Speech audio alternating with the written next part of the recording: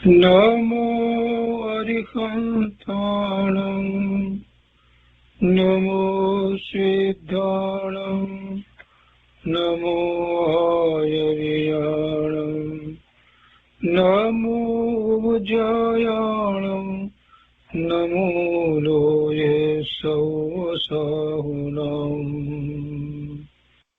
અસપંસ નમોકારો સર્વપાવપનાશનો મંગલાણં ચ સૌવર્ચે પરમં મંગલમ અજ્ઞાનતિમિરંધાનાં જ્ઞાનાંજનશલાકયા ચક્ષુન્મીલિतं येन તસ્મૈ શ્રીગુરુવે નમઃ મુખાદિવ્યાકુક્ષિરત્નં શબ્દજિતવર્યાત્મજં શ્રીરાજચંદ્રયહું વંદે તત્વલોચનદાયકં પ્રભુતત્વલોચનદાયકં.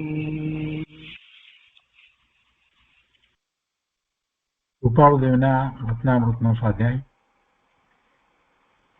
એમાં આપણે વ્યાખ્યાનસાર 1 એનો સ્વાધ્યાય કરી રહ્યા છીએ. એમાં 50 બોલ સુધી સ્વાધ્યાય કર્યો છે.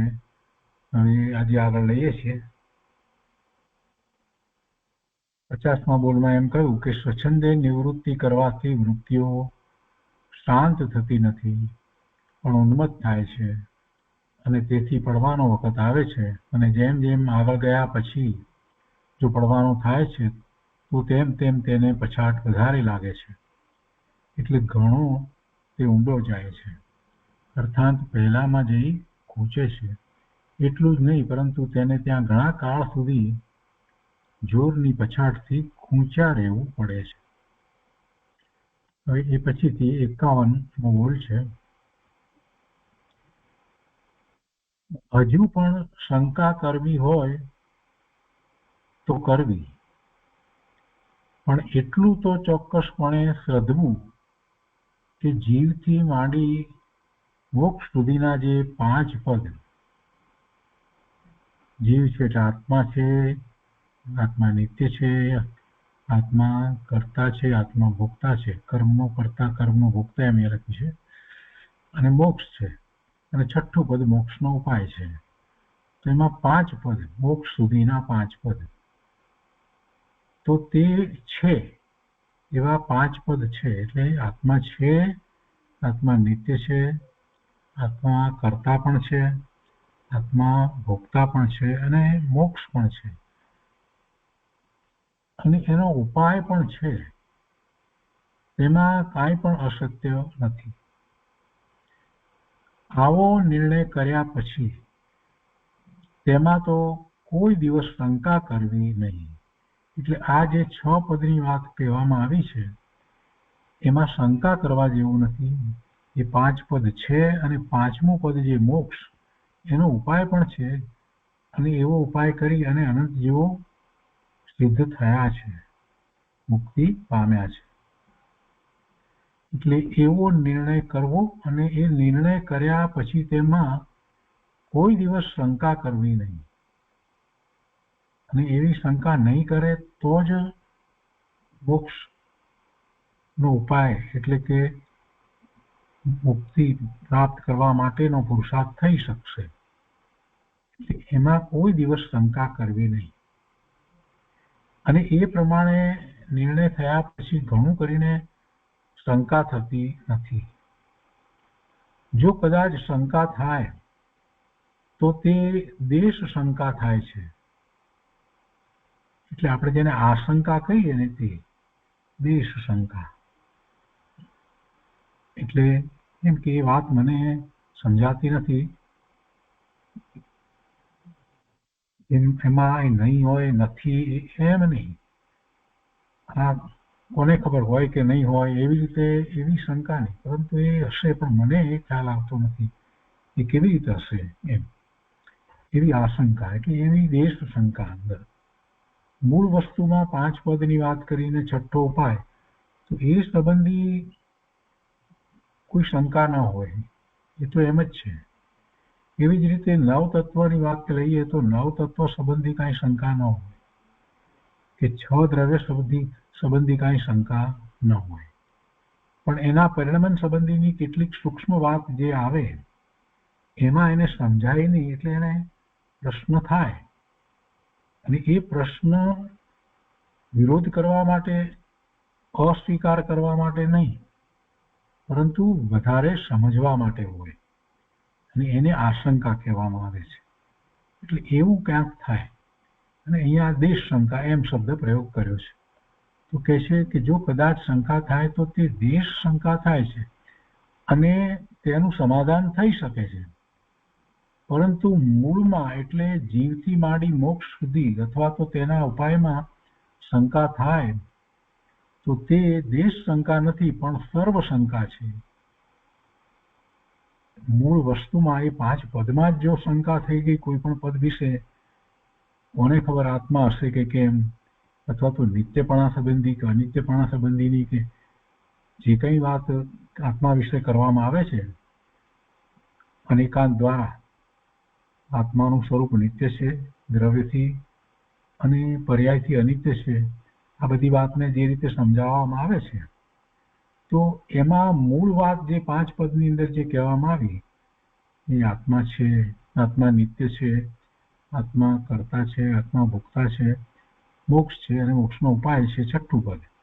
તો એમાં તો શંકા હોવી જ ન જોઈએ. એમાં જો શંકા હશે તો પછી એ ધર્મમાં કેવી રીતે આગળ વધશે, અને પછી તો પુરુષાર્થ શેનો કરવાનો રહ્યો?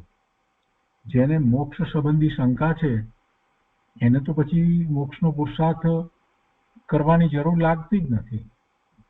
કોને ખબર મોક્ષ હશે કે નહીં હોય, કોને ખબર પુનર્જન્મ હશે કે નહીં હોય. આવી વાત જે કરે છે એને પછી ધર્મ પામવાની કોઈ વાત રહેતી જ નથી, એનો કોઈ પુરુષાર્થ કરવાની પણ વાત રહેતી જ નથી. એટલે એ 5 પદ જે છે એના સંબંધી તો શંકા હોય જ નહીં. તો અહીંયા એ વાત કરી છે કે જો એમાં શંકા હોય તો એ સર્વ શંકા છે, અને તે શંકાથી ઘણું કરી પડવું થાય છે, અને તે પડવું એટલા બધા જોરમાં થાય છે કે તેની પછાટ અત્યંત લાગે છે. એ જીવ જેને આવી શંકા છે કે આત્મા હશે કે કેમ, પુનર્જન્મ હશે કે કેમ, આ બધું પુણ્ય ને પાપ ને આ બધી જે વાત કરવામાં આવે ને એના પછી ફળ ને આ બધું કોને ખબર હશે કે નહીં હોય, આપણે તો અત્યારે જે છે તે ભોગવો, આવી જે વાત જે કરે છે એનું ખરેખર જોવા જઈએ તો પતન જ થઈ રહ્યું છે. કેમ કે એ બેફામ વર્તે છે, સ્વચ્છંદપણે વર્તે છે, અને અનેક પ્રકારે પાપમાં પ્રવૃત્ત થાય છે, અને એથી આગળ વધી અને જીનેશ્વર ભગવાનની વાણી, એમના જે બોલમાંથી જે એમની વાણીમાંથી જે શાસ્ત્રોની રચના થઈ એ જીનવાણી, એટલે એવા શાસ્ત્રો, એ બધા માટે પણ એને ખૂબ શંકા હોય, એટલે એને કોઈ આદર હોતો નથી, એનો અનાદર પણ કરે. અને જ્યારે એનો જીનવાણીનો કે જીનેશ્વર ભગવાનનો જ્યારે અનાદર કરે છે તો એ જીવને તો અનંતાનુબંધીનો બંધ પડે છે, અને કેટલો બધો કાળ સુધી એને જીનવાણી પ્રાપ્ત કરવા માટેના નિમિત્તોય પ્રાપ્ત થતા નથી, એવી એની દશાએ થતી નથી. એટલે એને ઘણું પડવાનું થાય છે, એને કોઈ ધર્મની પ્રાપ્તિ થઈ શકતી જ નથી. બરાબર છે, ન સમજાય, ન ખ્યાલ આવે કેટલીક વાત, પણ છતાંય જીનેશ્વર ભગવાન વિશે કોઈ શંકા, કે જીનેશ્વર ભગવાનની વાણી વિશે કોઈ શંકા, કે એમાંથી ગણધર ભગવાને જે 12 અંગની રચના કરી, 12 અંગમાં પાછા 14 પૂર્વની રચના, એ અંગે કોઈ શંકા, કે એમાંથી આચાર્ય ભગવાને જે મૂળ શાસ્ત્રોની રચના કરી છે એમાં કોઈ શંકા, એ બધું યોગ્ય નથી. એવી શંકા કરવાથી તો જીવને જીનવાણી પ્રાપ્ત થાય નહીં, અને જીનવાણી પ્રાપ્ત ન થાય તો શું કરવાનું છે? અનંતાનુબંધીનો બંધ પડે, અનંત કાળ વીતી જાય, એક પછી એક ભવ થયા જ કરે, થયા જ કરે, થયા જ કરે. અને એ હીણી દશામાં જ રહે, એકેન્દ્રીયમાં ચાલ્યો જાય, ઇતર નિગોદમાં ચાલ્યો જાય, એટલે એની પછાટ અત્યંત લાગે છે. તો 51 બોલ થયો. એના પછી 52મો બોલ છે. આ જે શ્રદ્ધા છે તે બે પ્રકારે છે, એક ઓઘે અને બીજી વિચારપૂર્વક. ઓઘે એટલે સીધા ચાલુ શ્રદ્ધા કરે. જે કુટુંબમાં એ જન્મ્યો છે, ઉછર્યો છે, તો ત્યાં જે રીતે વસ્તુ સ્વરૂપની શ્રદ્ધાઓ કરવામાં આવતી હોય, અનેક વસ્તુઓની અનેક પ્રકારે જુદી જુદી રીતે શ્રદ્ધા કરવામાં આવતી હોય, એવી એની શ્રદ્ધા હોય. દેવ વિશે, ગુરુ વિશે, શાસ્ત્ર વિશે, નવ તત્વ વિશે, 6 દ્રવ્ય વિશે, એ બધા વિશે, એવી જ રીતે પૂજા વિશે, ભક્તિ વિશે, સ્વાધ્યાય વિશે, એ બધા વિશે એની શ્રદ્ધા ઘરમાં જે ચાલતું હોય એ પ્રમાણે હોય. એટલે એ અભ્યાસ પણ એવા જ કરે. ઘરમાં કોઈ શાસ્ત્ર હોય જ નહીં, અને સામાન્ય ધર્મના પુસ્તક લાવીને જે વાંચતા હોય ને એના સંતાનો મોટે ભાગે પછી એને જે ધર્મના પુસ્તકો માને, એટલે એમની શ્રદ્ધા એવી હોય. એમાંથી જે નીકળી જાય કે ના ના આના કરતા કંઈક વિશેષ વાત હોવી જોઈએ, અને એમ કરી અને સાચું માર્ગદર્શન પ્રાપ્ત કરી અને શાસ્ત્રનો અભ્યાસ સાચી રીતે કરે તો વાત બને. નહીતર તો પછી ઓઘે શ્રદ્ધા અને એમાં જે કંઈ વાતો સાંભળી હોય, કેટલીક પ્રથમાનુયોગની એવી વાતો સાંભળી હોય વગેરે, અને એ પ્રમાણે જીવન પૂરું કરે, એટલે કાંઈ ધર્મ તો પામે નહીં. થોડોક શુભ ભાવ અને વિશેષપણે અશુભ ભાવ. એટલે મોટે ભાગે એવા જીવો ભલે બુદ્ધિશાળી હોય, ધંધા વગેરે બરાબર કરતા હોય, અને પૂર્વના પુણ્યના ઉદયને કારણે ધન સંપત્તિ પામ્યા હોય, છતાં પણ એવા જીવો મોટે ભાગે તિર્યંચની ગતિમાં જાય. એટલે આ ઓઘે જે શ્રદ્ધા છે, અને કદાચ ઓઘે શ્રદ્ધામાં ઘરમાં સાચી શ્રદ્ધા ચાલતી હોય તો એ પ્રમાણે પણ એ ઓઘે શ્રદ્ધા કરે તો એને કંઈ લાભ થતો નથી. એની શ્રદ્ધા વિચારપૂર્વક જ હોવી જોઈએ. ઘરમાં સમ્યક દ્રષ્ટિ છે, અને એને લીધે એને જે શ્રદ્ધા છે એ એની સમ્યક છે એમ કહી શકાય નહીં. એને બરાબર છે, માહિતી જ્ઞાન બરાબર પ્રાપ્ત થાય, પણ છતાંય શ્રદ્ધા શેની કરવાની છે? શ્રદ્ધા શેની કરવાની છે? 9 તત્વની, 6 દ્રવ્યની, જીવના સ્વરૂપની, જગતના સ્વરૂપની, ભગવાનના જ્ઞાનમાં એનું સ્વરૂપ જેવું દેખાયું છે એવી એને શ્રદ્ધા કરવાની છે. અને એટલે તો ઉમાસ્વાતીજી ભગવાને તત્વાર સૂત્રના બીજા સૂત્રમાં કહ્યું કે તત્વાર શ્રદ્ધાનમ સમ્યક દર્શનમ, એટલે સમ્યક દર્શન એને જ કહેવામાં આવ્યું છે કે તત્વની સાચી શ્રદ્ધા. અને એવી સાચી શ્રદ્ધા કઈ એમને થાય છે? વિચાર વિના થાય છે? ઓઘે થઈ જાય છે? બીજા હોય કહે છે એટલે થઈ જાય છે? ગુરુદેવનું પ્રવચન સાંભળ્યું એટલે આપણને એવી શ્રદ્ધા થઈ જાય છે? ના, એથી આપણને માહિતી જ્ઞાન પ્રાપ્ત થાય છે, અને એવી સાચી સમ્યક શ્રદ્ધા માટેનો પુરુષાર્થ તો બાકી જ રહે છે. એટલે એ તત્વ ઉપર વિચારણા કરવાની હોય છે. જે કંઈ શાસ્ત્રમાંથી અભ્યાસ કર્યો છે, ગુરુદેવની વાણી, કૃપાળુદેવના વચનામૃત વગેરેમાંથી જે અભ્યાસ કર્યો છે, એ અભ્યાસ ઉપર ચિંતન કરી, એના ઉપર વિચારણા કરી અને વસ્તુ સ્વરૂપ જેમ છે તેમ નિર્ણય કરવાનો છે. અને પછી એ નિર્ણય કર્યા પછી એમાં જે પુરુષાર્થ બતાવ્યો છે એ પ્રમાણે પુરુષાર્થ કરવાનો છે. અને એમ પુરુષાર્થ કરતા સમ્યક દર્શન થાય છે, એટલે તત્વની સાચી શ્રદ્ધા થાય છે. અને એ શ્રદ્ધા જે છે એ વિચારપૂર્વકની શ્રદ્ધા છે. એવી વિચારપૂર્વકની શ્રદ્ધા જીવે કર્યા વિના મુક્તિનો માર્ગ છે જ નહીં. એ પછી 53મો બોલ છે. મતિ જ્ઞાન અને શ્રુત જ્ઞાનથી જે કંઈ જાણી શકાય છે તેમાં અનુમાન સાથે રહે છે, પરંતુ તેથી આગળ અને અનુમાન વિના શુદ્ધપણે જાણવું એ મનોપ્રયોગ જ્ઞાનનો વિષય છે. કેમ કે એમાં અંશે પ્રત્યક્ષ જ્ઞાન છે. એ પૂર્ણપણે નથી. કેવળ જ્ઞાન તો પૂર્ણપણે પ્રત્યક્ષ જ છે. અહીંયા મનોપર્ય જ્ઞાન પણ એ પ્રત્યક્ષ જ્ઞાન છે, પણ એને સીમા છે. અવધિ જ્ઞાન પણ પ્રત્યક્ષ છે, પણ એને પણ સીમા છે. તો એમાં જે જણાય છે એ અનુમાન વિના જણાય છે, એટલે એ વાત અહીંયા કરી છે. મતિશ્રુત જ્ઞાનમાં અનુમાન સાથે રહે છે, પરંતુ તેથી આગળ અને અનુમાન વિના શુદ્ધપણે જાણવું એ મનોપર્ય જ્ઞાનનો વિષય છે. એટલે મૂળ તો મતિશ્રુત અને મનોપર્ય જ્ઞાન એક છે. જાતે જોઈએ તો બધા જ્ઞાન જ છે ને, એ જ્ઞાનના એ પ્રમાણે ઉઘાડ છે. પૂર્ણ ઉઘાડ એટલે કેવળ જ્ઞાન. તો મતિશ્રુત જ્ઞાન બધાને હોય છે. સંઘની પચેન્દ્રિયને મતિશ્રુત જ્ઞાન છે, અને એવા મતિશ્રુત જ્ઞાન સહિત સંઘની પચેન્દ્રિય જે પોતે પુરુષાર્થ કરી શકે છે, એમાં એને અવધિ જ્ઞાન કે મનોપર્ય જ્ઞાનની જરૂર છે એમ નથી. ગણધર ભગવાનને 4 જ્ઞાન હોય છે: મતિશ્રુત, અવધિ અને મનોપર્ય જ્ઞાન. અને પછી કેવળ જ્ઞાન થાય છે. કેવળ જ્ઞાન થયા પછીથી આ બધા 4 જ્ઞાન તો એમાં સમાઈ ગયા, એની પછી કઈ જરૂર જ રહેતી નથી. બધું જ પ્રત્યક્ષ થઈ જાય છે. અહીંયા મનોપર્ય જ્ઞાન વિશે થોડી વાત કૃપાળુદેવે કરી છે. એટલે કહે છે કે મતિશ્રુત અને મનોપર્ય જ્ઞાન એક છે, પરંતુ મનોપર્યમાં અનુમાન વિના મતિની નિર્મળતાએ શુદ્ધ જાણી શકાય છે. અહીંયા મતિની નિર્મળતા એટલે મતિ એટલે બુદ્ધિ.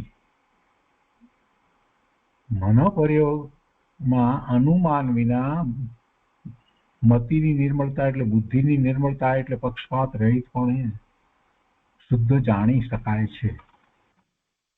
એમાં અનુમાન હોતું નથી. અનુમાન હોતું નથી એટલે એ અપેક્ષાથી જે જણાય છે તે શુદ્ધ છે. એમાં સામી વ્યક્તિના મનની અંદર જે છે એના પણ કેટલાક વિષયો જે સંબંધી એને જાણપણું થાય છે, એના સંબંધી થોડી વધારે વાત અહીંયા લીધી છે. 54મા બોલમાં કહે છે કે મતિની નિર્મળતા થવી એ સંયમ વિના થઈ શકે નહીં. સંયમ વિના મતિની એટલે બુદ્ધિની નિર્મળતા થાય, નહીતર બુદ્ધિ ગમે તે માર્ગે જાય. એ બુદ્ધિ એને અભિમાનમાં પણ રાખે, ક્રોધમાં પણ રાખે, માયાચારમાં પણ રાખે, લોભમાં પણ રાખે.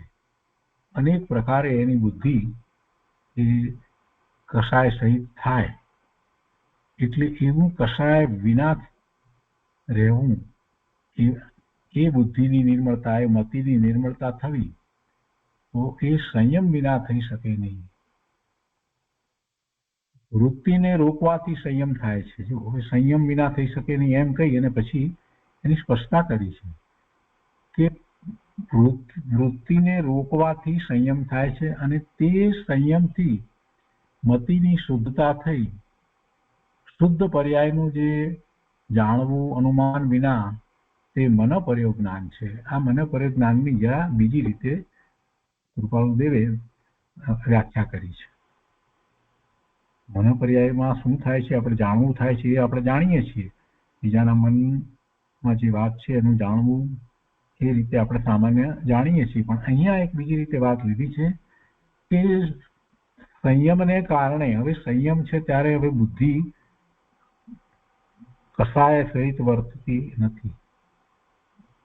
કસાય સહિત બુદ્ધિ થતી નથી. ક્રોધ, માન, માયા, લોભ અને 9 પ્રકારના 9 કસાયો એ કસાય સહિત બુદ્ધિ પ્રવર્તે નહીં. એ બહુ મોટી વાત છે. અને એવું જ્યારે થયું છે તો એને સંયમ છે. એવા સંયમ વિના મતિની નિર્મળતા થતી નથી. એટલે એ સંયમ જે છે તો એ સંયમ કઈ રીતે સંયમ હોય? બધી વાતે સંયમ હોય. સંયમ ની વાત લીધી છે તો શ્રાવકથી આગળ વધી અને મુનિ દશા અંગીકાર કરે છે. એ સાચો સંયમ તો ત્યાં છે. અને એવો સંયમ જે છે, એવા સંયમમાં હવે શુદ્ધિની વૃદ્ધિ ઘણી થાય એવી એની દશા થતી હોય છે. એટલે સામાન્ય રીતે સાચી મુનિ દશા તો ત્યારે જ કહેવાય કે સમ્યક દર્શન સહિત હોય તો, અને એવું છે ત્યારે પછી એ સંયમ અંગીકાર કરે છે અને મુનિ થાય છે. અને એમાં પણ 7મા ગુણસ્થાનની દશા થાય છે તો એ પૂર્ણપણે સંયમની દશા છે. અને એવું જ્યારે છે એટલે એમાં એને વૃત્તિને તો રોકી જ છે. વૃત્તિ હવે કોઈ એવી બહારમાં જતી જ નથી. એટલે એવો એને સંયમ થયો છે, સમ્યક સહિત સંયમ થયો છે. ત્યારે બુદ્ધિની નિર્મળતા છે. બુદ્ધિ કોઈ પણ પ્રકારે પક્ષપાત વાળી થતી નથી. બુદ્ધિ ન્યાય સંગત વર્તે છે. પોતાની કલ્પના એ કઈ ધર્મના સ્વરૂપને માને છે કે એવું કઈ થતું નથી. તો એ વાત અહીંયા લીધી છે કે મતિની નિર્મળતા થવી એ સંયમ વિના થઈ શકે નહીં, અને વૃત્તિને રોકવાથી સંયમ થાય છે. અને તે સંયમથી મતિની શુદ્ધતા થઈ શુદ્ધ પર્યાયનું જે જાણવું અનુમાન વિના તે મનોપર્યો જ્ઞાન છે. એટલે આવી શુદ્ધ દશા જ્યારે એને વર્તે છે એ સંયમ સહિત, ત્યારે એ વખતે એ મતિની શુદ્ધતા થઈ છે ત્યારે એ શુદ્ધ પર્યાયનું જે જાણવું અનુમાન વિના થાય એ મનોપર્યો જ્ઞાન છે. એ રીતે વ્યાખ્યા કરવામાં આવી. બીજી રીતે કહીએ તો એવી ઊંચી અદ્ભુત દશા જ્યારે થાય છે સંયમની, ત્યારે જ એવું મનોપર્યો જ્ઞાન હોય છે. ગણધર ભગવાનને મનોપર્યો જ્ઞાન હોય છે. અને કોઈક એવા મુનિને કે પછી આચાર્ય હોય તો ઉપાધ્યાય હોય તો એમને પણ એવું મનોપર્યો જ્ઞાન હોઈ શકે, થઈ શકે. પણ એક વાત યાદ રાખવા જેવી છે કે મનોપર્યો જ્ઞાન થાય તો મોક્ષ માર્ગનો પુરુષાર્થ એ કરી શકે એવી કોઈ વાત નથી. મોક્ષ માર્ગના પુરુષાર્થ માટે તો મતિશ્રુત જ્ઞાન છે એ પર્યાપ્ત છે. એના દ્વારા મોક્ષ માર્ગનો પુરુષાર્થ થાય છે. અને કેવળ જ્ઞાન પ્રગટ કરે ત્યાં સુધી સામાન્ય જીવ, જે તીર્થંકરનો જીવ નથી અને જે આ ભાવમાં કેવળ જ્ઞાન પ્રગટ કરે છે, એને જન્મથી બે જ જ્ઞાન હોય, મતિશ્રુત જ્ઞાન હોય, પણ પૂર્વનો આરાધક છે તો આ ભાવની અંદર એ આગળ વધી અને કેવળ જ્ઞાન પ્રગટ કરે. અને ક્યારેક તો એમ હોય કે મુનિ દશા અંગીકાર કર્યા પછીથી કેવળ જ્ઞાન પ્રગટ કરે ત્યાં સુધીમાં વચમાં એને અવધિ કે મનોપર્ય જ્ઞાન ન પણ થાય. મનોપર્ય જ્ઞાન ને અવધિ જ્ઞાન ક્યારેક તો એ રિદ્ધિ રૂપ હોય છે. એટલે એવા રિદ્ધિદારી સંતને હોય અને ન પણ હોય, છતાં એ કેવળ જ્ઞાન પ્રગટ કરે. તો એ 54મો બોલ થયો. હજી એમાં આગળ વાત કરે છે. 55મો બોલમાં કહે છે કે મતિ જ્ઞાન એ લિંગ એટલે ચિહ્નથી જાણી શકાય છે, અને મનોપર્યો જ્ઞાનમાં લિંગ અથવા ચિહ્નની જરૂર રહેતી નથી. મતિ જ્ઞાન એ ચિહ્નથી જાણી શકાય છે. મતિ જ્ઞાનમાં ઇન્દ્રિયો એ નિમિત્ત કારણ છે. એ યોગ સહિત જે છે એ જે બાહ્યમાં જે દ્રવ્ય ઇન્દ્રિય છે એ એમાં નિમિત્ત કારણ છે. અને એની સાથે જોડાઈ અને એના જે વિષયો છે એને જાણવા વાળું જે જ્ઞાન છે એ મતિ જ્ઞાન છે. પણ એ જ્ઞાન એકલું હોતું નથી. એ શ્રુત જ્ઞાનની સાથે હોય છે. એટલે કે એ મતિ જ્ઞાનમાં જે કંઈ જણાયું છે એનો અર્થ, એનો મિનિંગ જે સમજાય છે એ શ્રુત જ્ઞાન દ્વારા સમજાય છે. એના વિશ્લેષણો જે થાય છે એ શ્રુત જ્ઞાન દ્વારા થાય છે. એટલે એવું એ મતિ અને શ્રુત સાથે હોય છે. અને એને માટે અહીંયા કહે છે કે મતિ જ્ઞાન એ લિંગ એટલે ચિહ્નથી જાણી શકાય છે. ચિહ્નથી જાણી શકાય છે. મનોપર્યો જ્ઞાન કોઈ લિંગ અથવા ચિહ્નની જરૂર, મનોપર્યો જ્ઞાનમાં લિંગ અથવા ચિહ્નની જરૂર રહેતી નથી. આગળ કહે છે 56મા બોલમાં કે મતિ જ્ઞાનથી જાણવામાં અનુમાનની આવશ્યકતા રહે છે, અને તે અનુમાનને લઈને જાણેલું ફેરફાર રૂપ પણ થાય છે. કેમ કે અનુમાન કર્યું છે તો અનુમાન કેટલીક વખતે સાચું હોય, અડધું સાચું હોય અને ક્યારેક ખોટું પણ પડે. એટલે અનુમાનને લઈને આપણે કઈ નિર્ણયો કરીએ એમ ન હોય. અનુમાન દ્વારા આપણને માર્ગદર્શન મળે, પણ તેથી કઈ સાચા પાકા નિર્ણય લઈ શકાય નહીં. એમાં પરમાર્થે જે કરવું છે, પોતાના સ્વરૂપની પ્રાપ્તિ કરવી છે, એને માટે અનુમાનથી આગળ વધી શકાતું નથી. અનુમાન પોતાને ઉપયોગી થાય, હજી સમ્યક તો નથી થયું ત્યાં સુધી અમુક અંશે ઉપયોગી થાય. અને એવા અનુમાન માટે પણ પાયો એવો હોવો જોઈએ. એટલે કે મૂળભૂત વાત જેના આધારે અનુમાન કરવામાં આવે છે એ તો પરમ સત્ય હોવું જોઈએ. પરમ સત્ય જે શાસ્ત્રમાં આવ્યું છે એને વાંચી, વિચારી, સમજી, સ્વીકારી અને એના આધારે અનુમાન જે કરવામાં આવ્યું હોય એ અનુમાન એને પોતાના પુરુષાર્થમાં કાર્યકારી થાય.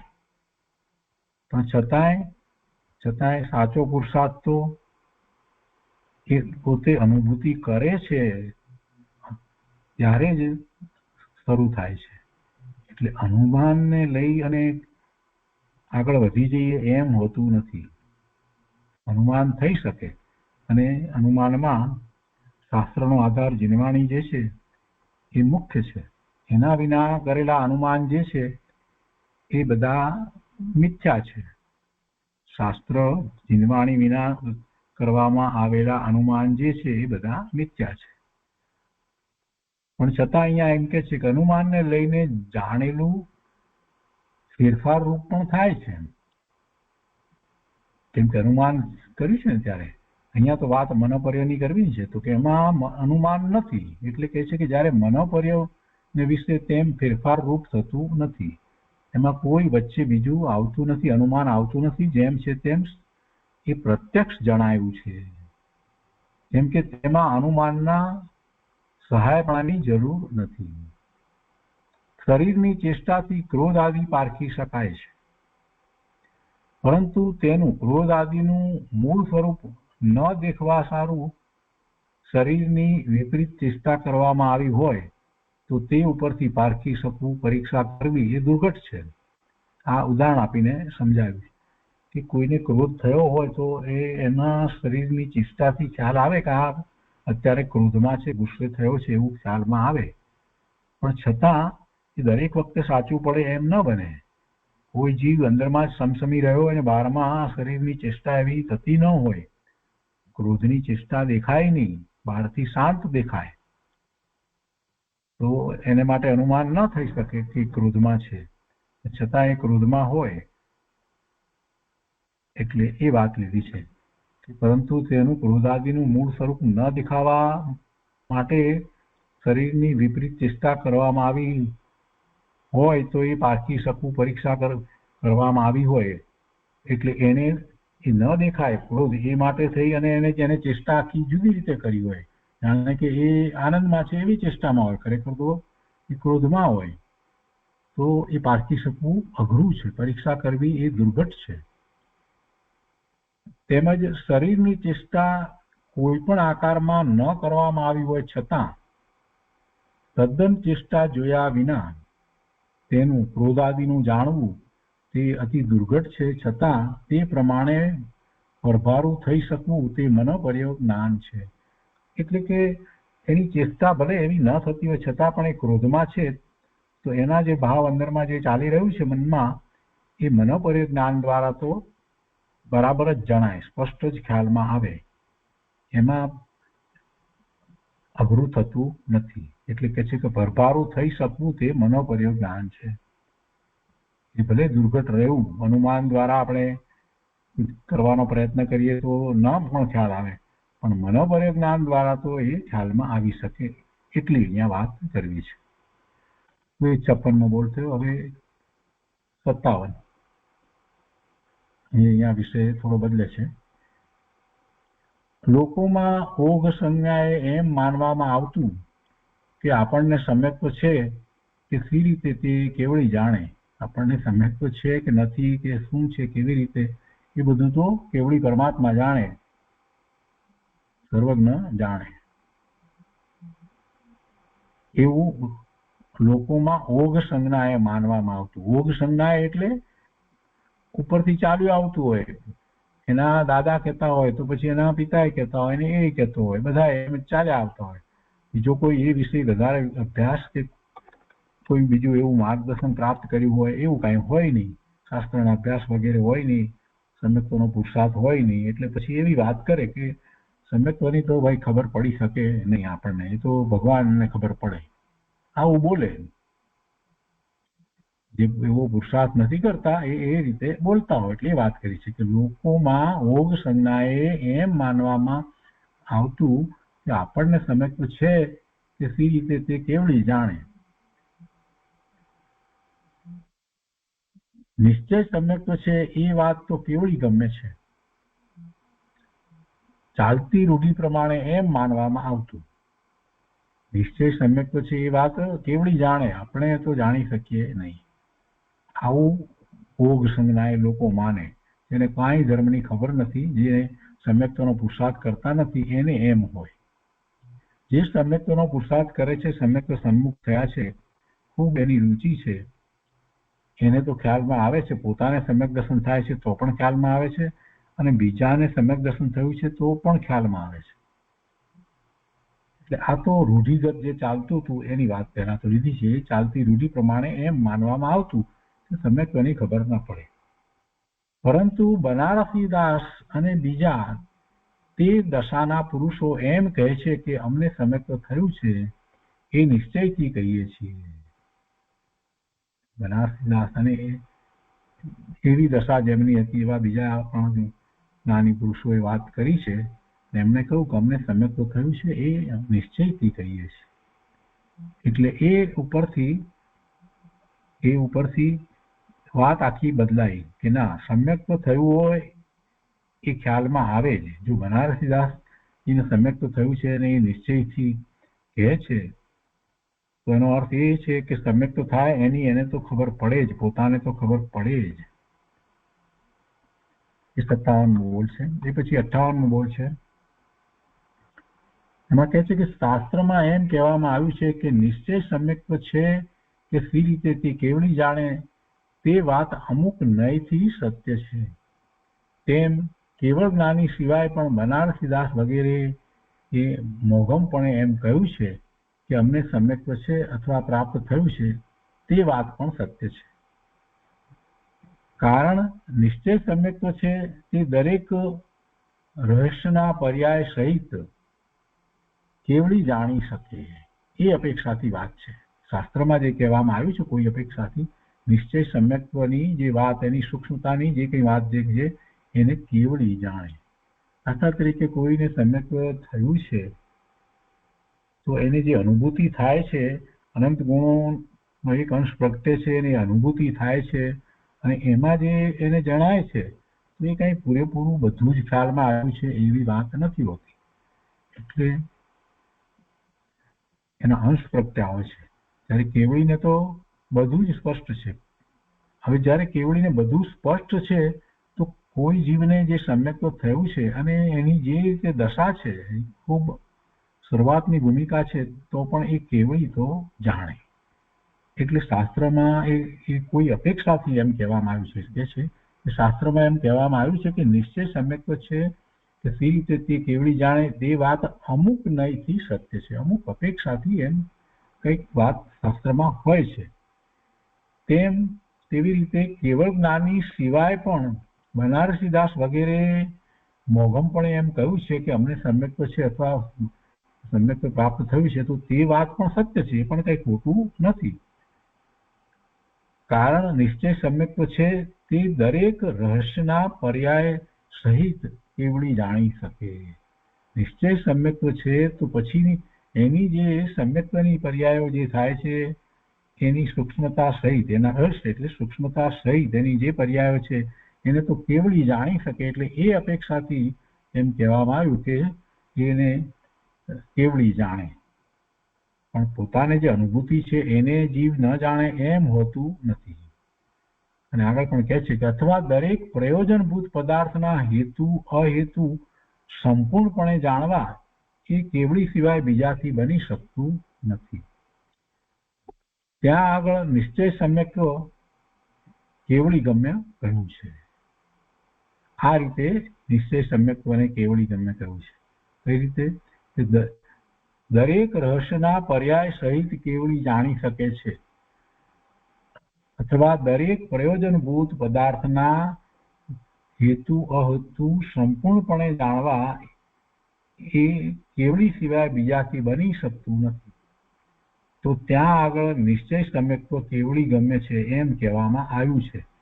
અને તે પ્રયોજનભૂત પદાર્થના સામાન્યપણે અથવા તો સ્થૂળપણે હેતુ અહેતુ સમજી શકાય એ બનવા યોગ્ય છે. અને તે કારણને લઈને મહાન બનારસીદાસ વગેરે પોતાને સમ્યક્ત્વ છે એમ કહેલું છે. એટલે કેવડી ગમ્ય જે કહ્યું છે એ સ્પષ્ટ કર્યું. અને તે પછીથી જે પ્રયોજનભૂત છે, પ્રયોજનભૂત શું છે?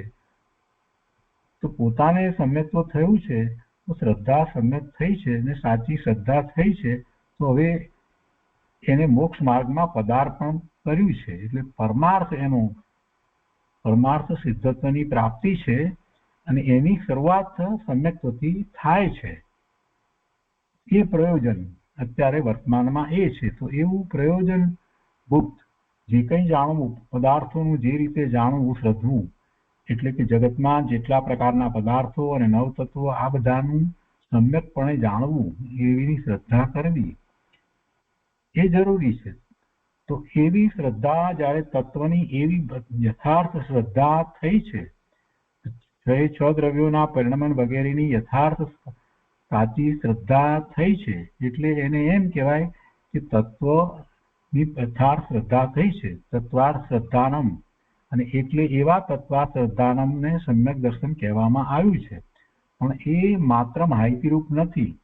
તત્વમાં જીવ તત્વની જે શ્રદ્ધા થાય છે, તો એ શ્રદ્ધા જીવ તત્વની શ્રદ્ધા પોતાના આત્માની અનુભૂતિ સહિત હોય છે.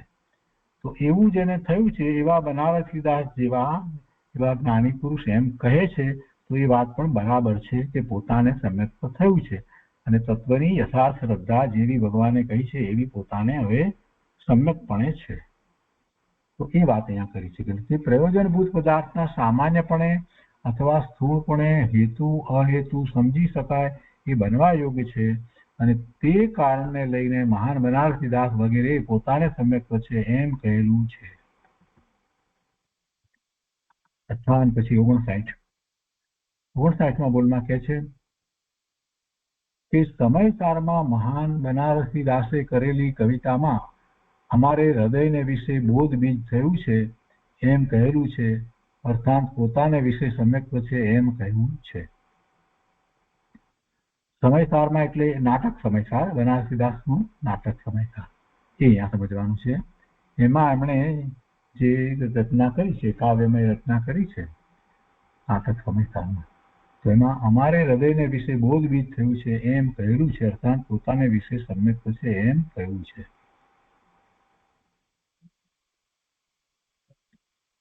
એના પછી 60મો બોલ છે સમ્યક્ત્વ પ્રાપ્ત થયા પછી વધારેમાં વધારે 15 ભાવની અંદર મુક્તિ છે.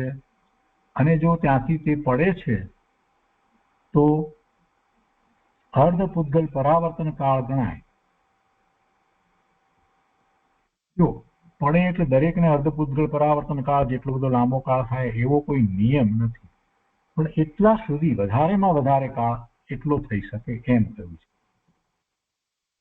છેવટે એ મુક્તિ તો પામે, પણ પડવાનું થાય અને થોડાક સમયમાં જ પોતે પાછો પોતાનું સ્થિતિકરણ કરી લે છે.